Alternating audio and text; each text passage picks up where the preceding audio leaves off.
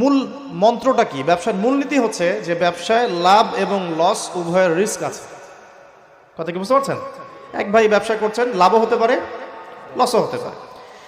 যখন আমরা রিবামুক্তভাবে একটা ইসলামিক অর্থনীতি প্রতিষ্ঠা করব, তখন ব্যবসাভিত্তিক ইসলামিক অর্থনীতি যখন চলবে, তখন ক্যাপিটাল বা সম্পদটা এক হাত থেকে আর এক হাতে সার্কুলেট হতে থাকবে। মনে করেন আমরা ব্যবসা করছি একটা মার্কেটের মধ্যে, ছোট করে বোঝাই, একটা ছোট্ট মার্কেট, ছোট্ট বাজার, এখানে সবাই ব্যবসা করছি।